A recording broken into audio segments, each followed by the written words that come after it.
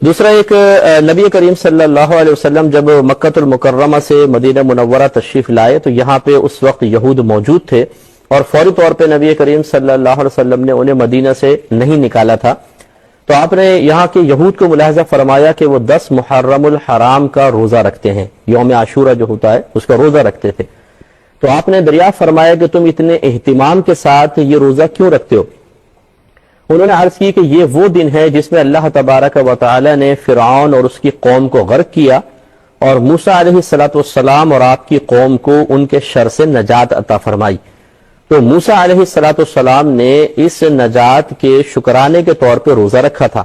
تو ہم بھی ان کی موافقت میں روزہ رکھتے چلے آ رہے ہیں.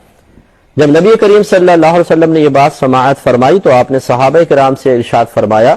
کہ موسیٰ کی موافقت اختیار کرنے میں ہم یہود کے مقابلے میں ہم ان سے زیادہ قریب ہیں، یعنی ہمیں چاہیے کہ موافقت کریں، یہود سے زیادہ ہم ان سے قریب ہیں. لہذا نبی کریم صلی اللہ علیہ وسلم نے صحابہ کرام کو 10 محرم الحرام کا روزہ رکھنے کا حکم ارشاد فرمایا. تو کسی نے عرض کی یا رسول اللہ صلی اللہ علیہ وسلم اگر ہم 10 کا روزہ رکھیں گے تو کیا یہ یہود سے مشابہت نہیں ہو جائے گی؟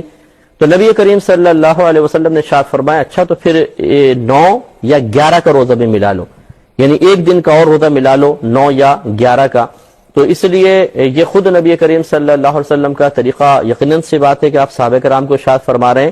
تو آپ نے خود بھی روزہ رکھا اور صحابہ کرام نے بھی رکھا. تو 10 محرم الحرام کا روزہ رکھنا یہ گویا کہ سنت موسیٰ علیہ السلام بھی ہے، ہمارے نبی کریم صلی اللہ علیہ وسلم اور دیگر صحابہ کرام کی سنت بھی قرار پائی ہے. اور اس کے ساتھ ساتھ 9 کا یا 11 کا روزہ بھی ملا لیں تاکہ کسی غیر قوم سے مشابہت بھی نہ ہو جائے. اور اس روزے کے بارے میں رحمت کونین صلی اللہ علیہ وسلم کا فرمان ملتا ہے کہ جس نے 10 محرم الحرام کا روزہ رکھا تو یہ اس کے سابقہ 1 سال کے گناہوں کا کفارہ بن جائے گا.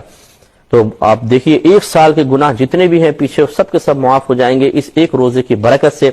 اس لیے کوشش کیجئے اور اگر آپ کے گھر میں دیگر افراد ہیں ان کا ذہن بھی بنائیے کہ اگر کوئی مشکل نہ ہو. ویسے بھی غالباً ہمارے یہاں تو چھٹی بھی ہے، 10 میں ہم گھر پر ہی ہوں گے، 9 میں بھی شاید 9 کی چھٹی ہے، تو 9 اور 10 کا روزہ آرام سے گھر میں آسانی سے کٹ بھی سکتا ہے اور انشاءاللہ یہ فضیلت بھی حاصل